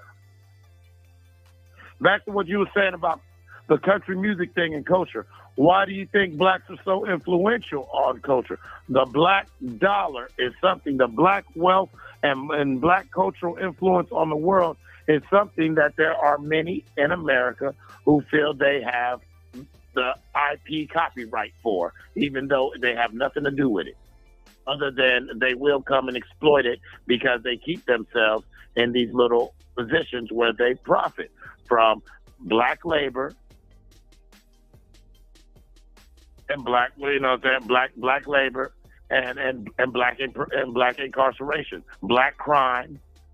You know, there's a lot of people when think about the opioid epidemic. Do you think the crack era would have been half as bad as it would if America looked at crack the way it took 15, 20 years for America to look at opioids? And what was the difference? The only difference was crack was affecting brown and black communities. It was affecting a lot of white communities, but it was mainly affecting brown and black communities. And so nobody cared. What's the classic line from The Godfather? Let the niggers do it. They're animals anyway. Why? Because we can profit from all that. We can profit from the drugs. We can profit from the incarceration and the policing. We can we can get profit off the rehab. We can profit off going campaigning saying, listen, you don't want to live next to these crazy drug-fueled monkeys. All right, so look. Look. Biggest commodity in 1700s was sugar, right? In the Atlantic world, that was in the 17th century, right? Similar to the economic importance of oil today, European countries competed to establish sugar plantations in the Americas and fought wars to control the best sugar areas. Also, let's keep that going. And that was in the 1700s. Let's go to the 1800s. I think 18 is going to be tobacco, right? Okay. 1800s, tobacco. Tobacco was the most valuable commodity in America in the economic form from 1803 to the 1973, and I think from 1937. And there was a major cash crop. Yeah, bro, they got a good run off that cotton, didn't they? Got a nice run. I'm looking at it. All right. It was a major cash crop in development. 1860, the region was producing 2/3 of the world cotton. Cotton was vital to American economy due to British demand and the help. See, demand, supply and demand. You supply, we demand it. Like, we went to war with y'all. Y'all won the war. Let's just trade together. You get what I'm saying? We'll just trade. Helpful fuel the industrial revolution of both the United States and Great Britain. We worked together. Eli Whitty, blah, blah, blah. All right, let's go. 1900s. Well, I got a closing statement. We got coal, and in the 1900s, it was coal, oil, natural gas, opium, wow, silver, gold, rubber, and all of that. And we can do a whole nother topic on that. But yes, at one point, these things were important, like because you don't see tobacco was big in America, but globally, as far as the economy, for America for a long time, it was sugar and cotton, keeping the world going around. But let's pass the mic and we can close this shit after this. We'll revisit this later, I'm sure. Regarding hemp, yes, they say the Constitution was written on hemp paper. Hemp was a textile that was widely used. But back then it wasn't illegal to grow it either. The reason cotton took over hemp is because cotton there's reasons for it, and the reason hemp wasn't that popular in the North is because hemp and marijuana as a whole doesn't typically do as well in northern regions as it does in southern regions where it's hotter and the days are longer. Okay, so let him finish, bro, because I'm gonna land it, bro. Let him get his final thoughts off, and then you close out. Later on in the 1940s or whenever they classed marijuana, I mean that happened a lot later for wrongful reasons. I would agree. One other thing, and then one thing real quickly, regarding crack and its effect on black people. Of course, right here in the Baltimore, D.C. area, most of my friends I went to high school wound up being crackheads. They were all white, except for one guy that hung with his Damon. And they would go to D.C., and between Baltimore and D.C., for every black crackhead, there was a white crackhead. Crack didn't just affect white people, nor did heroin. I got 3 cousins dead in the ground, none of them over the age of 40, from heroin. And they lived in the suburbs out here. And the opioid epidemic and the other drug, meth, those are almost exclusively white drugs. And they went on for the longest time. West Virginia is an almost all-white state, and it was the king capital of opioids. People's lives ruined. Lastly, I'll say this, Mark, if you was to have another channel, you'd be the perfect guy to do it, because you give people room to express their opinion, and even though we may disagree on things, you don't necessarily belittle people, because if you're going to have a show like that, if you want to get white people to call in and honestly give their opinion, you seem to know that you can't attack them for their opinion or try to paint them in a way necessarily that might not be the correct representation. So you'd be the man for the job, I would say. I appreciate it, Jared. Thanks for calling in, bro. And I hope nothing said here tonight makes you guys feel any differently about me, because I don't feel any differently about you, and we can all learn. We can all learn. And lastly, I'll say this: when I was coming up, homosexuals were treated poorly. There was an incredible stigma attached to being homosexual. You're homo sound white girl? Why are you waving the flag? What's up? No, I'm trolling. I'm trolling. I'm sorry. I'm just trying to add a little comedy to it. But go ahead. I would also say the same thing about women who had abortions back then. They were shamed. But you know what? Nowadays, homosexuals, I'm sure in certain areas there's incidences and stuff, but in a general sense, we're way removed from that. My point is, as humans, even though I'm a Christian, I believe that we're evolving. We learning from mistakes from the past, and we evolve to a higher line of thinking. And when I mention the cultures being shared, and when I talk specifically about black folks in country, don't get it mistaken. It's not that there's a ton of them in there, but there's more than there was, because it was just Charlie Pride. He was the only guy, right? And country music loves Charlie Pride and the white people who like country music. But what's her name? What's his name's wife?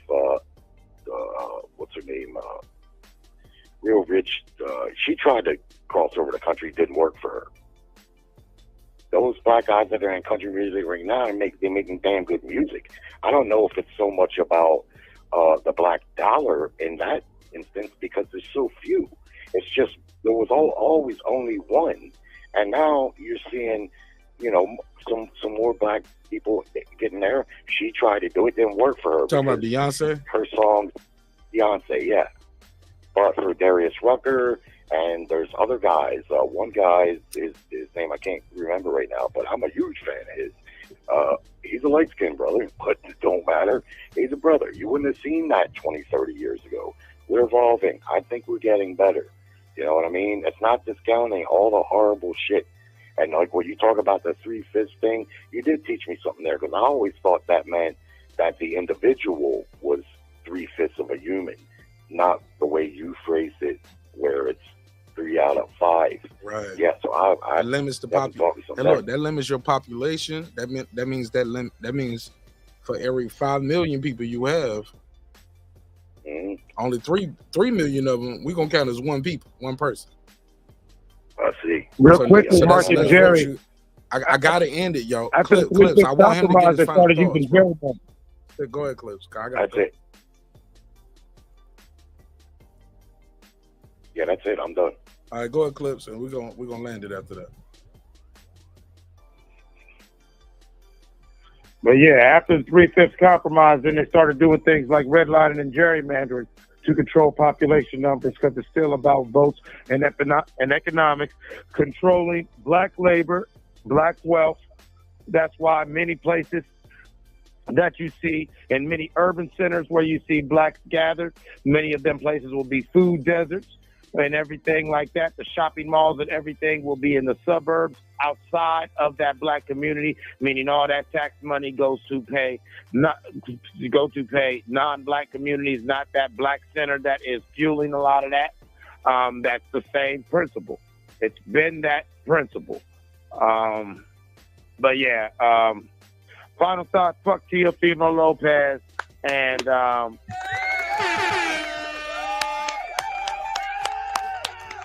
second that. And I'll third that. You know what I'm saying? Let me give y'all take on this. Oh, look. Because when I hang up the phone with y'all, I ain't taking no more calls. I'm going to be done for the night. You know what I'm saying? I'm going to be done for the night. If they wanted to call in, they would have been in the chat saying call in. And even then, I found a way for the people that wanted to call in. Puro wanted to call in, I sent them away. Brandon wanted to call in, I made a way. Anybody else would try to call in, I would have made a way. They ain't trying to call in. Let me say this, man. Final thoughts on what was the other topic on the docket? Oh, Diddy didn't make bail. Anybody surprised? Like, I'm surprised. I would have thought 50 million bail package or better, they would have got him out. Robert Durst got bail with a $3 billion in New York, I believe, too. Like, he got a $3 billion bail package that was reduced. So for the people saying 50 million seemed like too much, nobody got murdered in this shit. Nobody got. He's not charged with rape, murder, none of that shit. Like, he's not even charged with the guns. Are y'all surprised that he didn't get $50 million bail? And be brief on that, because I want y'all to take on this exploding pagers in the Middle East too, because I want to touch both of these topics with y'all real quick. Clips, you go first, then Jerry. Okay. No, I'm not surprised. One, he's a black man. So back to our original point, the Dred Scott decision still never been overturned. Okay? Jerry, name a race of any other race in America where there's got a decision that says that no black man has any right. I want you to go at Jerry. I don't want you. Yeah. Fuck with Jerry. Don't go back and forth with Jerry. Just talk about Diddy not making bail. Stay on that. Let me finish my sentence. You're trying to predict what I'm doing. Start going with Jerry. I don't want to go back and forth with Jerry. No, I'm not. Stop. I got it. All right. Okay. So, Dred Scott decision. Okay. Sean Diddy Combs is already a monster. His money don't mean shit. Nobody died. But remember, Dred Scott decision, a black man has no rights that anybody in America, said that a white man in America is supposed to respect. So, nigga, you can sit in jail because you're a bad man. Like I said, when you asked me about him the night before, they're trying to squeeze him. They're going to squeeze him because he's either going to fall on the sword or he's got to tell on his handlers. And so they're going to squeeze him. Hell no, he wasn't getting bail. As far as what happened in Israel with the pagers, that's crazy as hell because no, Clips. I don't want you to go on there yet. I'm gonna do that separately. I just want you to take on this, want Jared doing this, and then I'm gonna set that up. Matter of fact, I'll probably do a whole another episode on that. Oh, I thought you were doing final thoughts and just doing all that. No. Just want you to take on the Diddy not making bail. Are you surprised? Jerry, Diddy not making bail. Are you surprised that a $50 million bail package wasn't enough? Well, a little bit I'm surprised because he doesn't seem to be a flight risk. Now, I got to be honest with you. I don't know the details. I listened to what you had on your show last night. Typically, when the feds make an indictment, the case is pretty much closed. And what I would say to the black man in America is Jeffrey Epstein was basically accused of the same things, and he wound up in jail, and he was murdered in jail. So I'm not going to make it a black-white thing. I know some are going to insist that that's what it is, but the same thing happened to Epstein. He was guilty. He was accused of the same sorts of things that I'm hearing with Diddy. Now, if Diddy is guilty of those things, to me, deserves life in jail. I got a daughter, and I know that I would never want her being forced in any way to prostitute or things like that. But these things got to be proven, right? Like you said last night, having KY and shit is not proof. But that's just dressing that they're going to you know, bring any little detail that they can. You got to have some hardcore crimes, but I don't know. They must feel that they have that. So I am a little bit surprised because he didn't try to flee. He's had time to do so because he's been in this trouble for a while. $50 million to the federal government is probably nothing, but still that's a substantial amount of money to secure he's not going to go anywhere, right? And I think he offered to put an ankle bracelet too. So, I mean, that just tells you he's not going to go anywhere. But I don't know exactly what they really after him for. You know, lastly, I'll say this. What I more don't understand than anything is how a guy who is so independently wealthy would even involve himself with shady hoeing and pimping and guns with scratched off serial numbers. Why? Why get involved with that? You're stinking rich. If you're a freak, you can be a freak legally. If you want to own guns, he could own guns legally. I don't understand why he would even bother. But to answer your question in the final, yeah, I'm a little bit surprised. Surprised would be the word, but I thought that they would give him, especially with the ankle bracelet. Because I would imagine the biggest thing they want to make sure of is that he doesn't flee, because he's got probably the money and the means that he could flee. But if he does flee, you got his money. So maybe you want more money, just in case. Like Robert Durst, $3 billion. But those were murder stuff. So we seen people get bailed. We seen people get bailed for worse crimes. You know what I'm saying? But again, I don't know the full span of what we're talking about here. Like you said, I haven't heard murder. People were saying kids. I haven't heard nothing about kids. Me neither. It sounds like they could make a case that they were consenting adults. So it ain't over yet. I mean, just because the feds bring it don't mean they're going to win it. But in my experience, typically by the time they bring it, they've already won it. Or they charge you with so much where I'll leave the door open to charge you with a lesser crime. You completed this. You don't get life, but you get 15 to 20 for the gun, for the gun, or for the drugs, or for this, that. You know what I'm saying? They'll find a lesser charge. Yeah. But we'll talk about it more, I'm sure. Thank you, Jerry, for calling in. I appreciate your time and energy, bro. Hey, thank you, Mark. You too, Clips.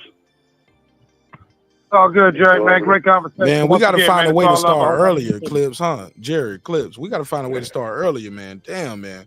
Because we be cooking, man. Nigga, I was half asleep when I got your notification that you was going live. I was half asleep. I almost rolled my eyes and was about to text you, motherfucker. I was about to, you motherfucker.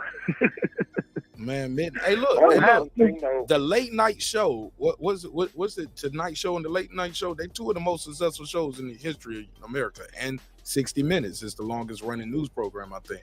Those shows start at 11 and 12 o'clock at night. Jay Leno, Tonight Show, 60 Minutes. Them shit start about 11, 12 o'clock at night on the East Coast. So I don't know, y'all. It don't look like I know what I'm doing, but I know what I'm doing. Y'all just gotta trust me, man, and just rock with me, yo. Well, one thing real quick. What is this exploding pagers? They still got pagers? What? Okay, short version, and I'll do a video so you guys can do your own research. There was an attack in Lebanon, and it was like over 3,000 people have been injured. They had pagers, so Hezbollah and other people around the world in the Middle East was like, "Yo, Israel can tap into the technology. They tapped into these satellites because they good with America. So let's not use cell phones. They can read our messages because we're using the internet. So let's use an old school version of technology with pagers. Those pagers came from Budapest, Belarus, allegedly, right? Maybe, possibly. But they were all laced with at least one, according to all reports, between 1 to 2 ounces. Very small. I mean, that shit is it's like you guys been to the airport. You seen how big a little bottle of cologne is? That shit had in between 1 and 2 ounces. So some people just had 1, some people had 0.8, 0.9, but it was loaded with explosives that were set to explode once we sent a certain text to this page. So they thought they was getting away from the phones because they had away with the phones where they can remotely heat up the lithium battery in the phone and make the phone blow up. If we know that's your phone and you got the phone, we can make that phone heat up and explode. So now they had a way. So they thought they did something with the pagers, but the pagers were able to be intercepted, and they were able to load those pagers up that we gave all these people. Some of these people gave these pagers to their wife, kids, whatever, and they put these pagers out. And these pagers, once a certain text message was sent, it would make the pager explode. So they're baby bombs. Everybody walk around with these bombs. And what they did that on Tuesday. 9 people did killed, even the little kids. Israel, the government of Israel. So that happened on Tuesday. Today, on Wednesday, while some people are having funerals and things like that for those dead people, they blew up walkie-talkies today. So all those new walkie-talkies you got. Go ahead, Clips. And then we can land it after that. I ain't trying to get into the deep topic tonight because, like I said, this shit deserves its own episode. I was just trying to tell Jerry what was going on. I was just trying. Go ahead, because you are getting into it right now. Like, you can't cut me off. I was just trying to fill Jerry in. Just trying to tell Jerry what was going on and tell the people in the chat what was going on. I don't want to have a whole conversation about it. I gotta go, and I keep saying I gotta go. All right, boy. We'll see you on the next show. You said, "All right, boy." You call me boy? No, man. What are you on, boy? You must be just tired. No. I'm trolling. I'm trolling. I said I'll see you on the next show. Absolutely, my man. Go ahead, Clips. Final thoughts, Clips. I gotta go. Man, great show, man. I'm gonna let you go and get up out of here, man. Yeah, great topics. And yeah, that's all. All I was saying was I thought I was muted. I was like, okay, you heard about what happened they did today with the walkie-talkies. Yeah, and that's crazy because that means they're indiscriminately putting explosives into all these shipments. So pretty much anything electrical that's going in Lebanon, And then as far as Hezbollah, that's sloppy work as an intelligence agency. That is a device used for intelligence shit. Y'all supposed to break that down and put it together to make sure, everything's up and up. I mean, hell, we used to do that with burnout phones back in the day. Y'all ain't check y'all shit? That's crazy, bro. They know now. They thought they was being smart with them old pages. They was like, we're going to use the beepers from back in the day. Man, that's genius. All it takes is one person say, we're using pages now. And you guys have, oh my God, this is bad. But it's going to just escalate, Clips. This is just Israel bringing America into another war. And we're going to talk about that. Israel is definitely trying to bring us into a war. And I'm just curious, are we going to get into the war like before, during, or after the election? Because it's about October surprise. And October surprise, my brother. The shit's growing wings. The shit is growing wings. Hell yeah, man. We'll talk about it, though. I appreciate you, bro. Thanks for pulling up, man. All right, peace, brother. My nigga. All right. It's been another great episode of Breaking Beats where we break down business, entertainment, art, technology, sports, and anything else you and I feel like talking about. I appreciate y'all, man. Thanks for your time, your energy. Thanks for allowing me the opportunity to entertain y'all this evening. Hopefully you're thoroughly entertained. He said they blew up the solar panels. Yep, Deuce. We'll talk about it, though. Appreciate y'all, man. Thank y'all again, man. Hey, look, respect is free. Disrespect can cost you everything, your freedom, your finances, most importantly, your life. So let's show each other love. Let's show each other respect. If not, let's show each other the door. You go your way, I go mine. God willing, we both will do fine. Unless you're Teofimo Lopez, fuck you. Never heard of it. I ain't rocking with the kid, yo. I'm done with him. Nah. And if you rocking with Teo, I'm looking at you with a slanted eye right now, G's. And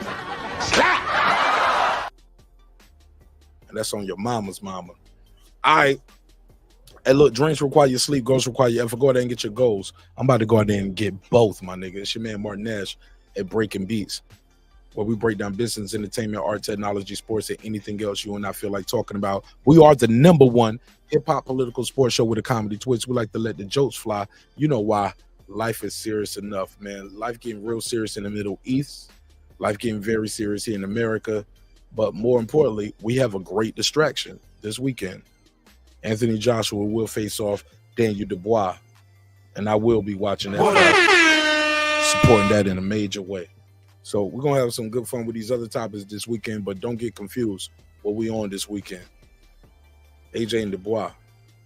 Good card, good fight. We're going to have a good time talking about it. And it's a UK card, so it's going to be a midday show. So we're going to get a midday, early afternoon, evening show. So fight's going to be on like 2, 3 o'clock in the afternoon. So that's going to be a good one. All right.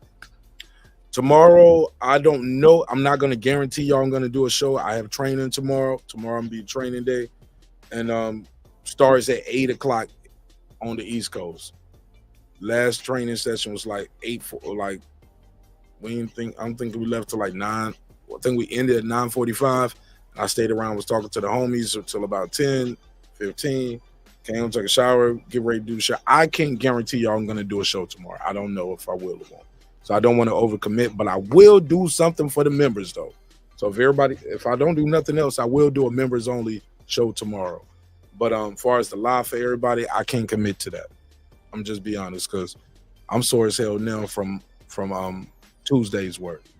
And tomorrow is not going to be any easier, so can't guarantee y'all it's going to be a live like this. But if you're a member, you're going to get some content, or if you're on the Patreon, you're going to get the content. Everybody else, man, I see y'all this weekend. If I don't see y'all tomorrow, I'm going to try, though. But if I'm not, hope y'all understand. It's a long road. It's a long road. Not easily traveled, man. But congratulations to everybody who made it through this shit. If you sat here through 3 hours and 47 minutes of this shit. What up?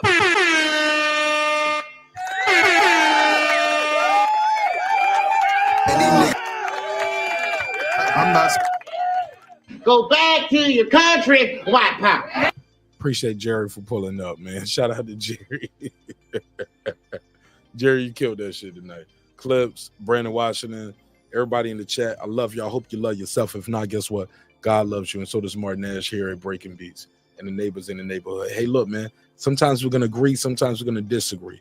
But one thing's for certain, two things for sure, homeboy, homegirl. Never forget this. I built this shit. Me. Brick by brick. And I'll be damned if I let you tear it down just because you don't like the way another nigga talk.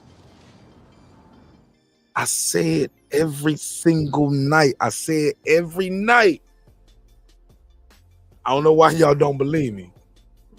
I throw it all away and I burn it down before I let you have it. You want to go the other way. It's going to go this way. Shout out to everybody in the neighborhood to make this shit possible tonight. It's your man Martin Ash. Let's get it. See y'all on the next one. Peace.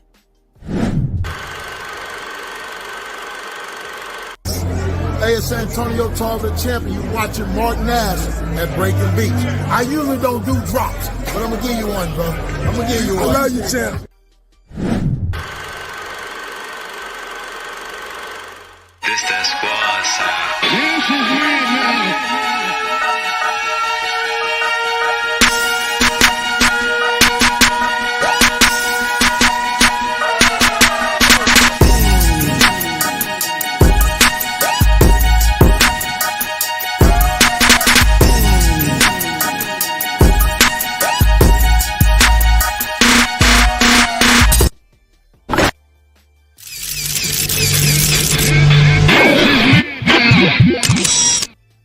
Hey, Puro said, you know what? Puro said, I'm going to go unsubscribe if I don't get, you know what? I might be one of those people. I make that video. I should say you can't talk in the chat unless you've been subscribed for like 90 days or 3 months or a year. I'm going to start doing that. Let me see who's able to talk in the chat.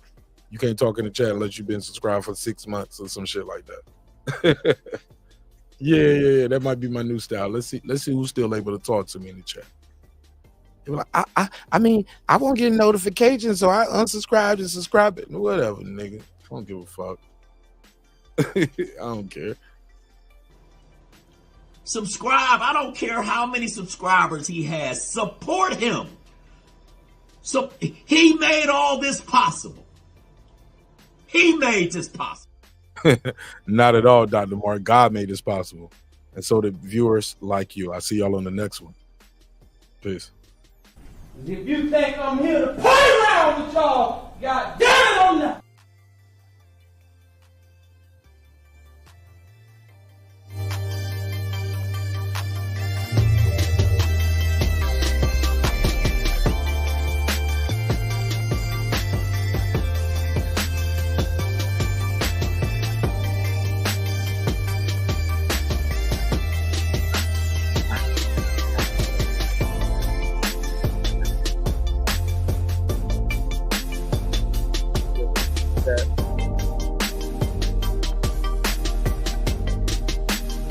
Valentine, where you at?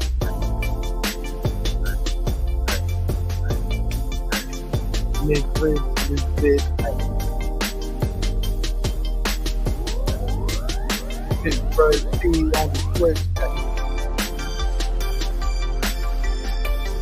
Yeah.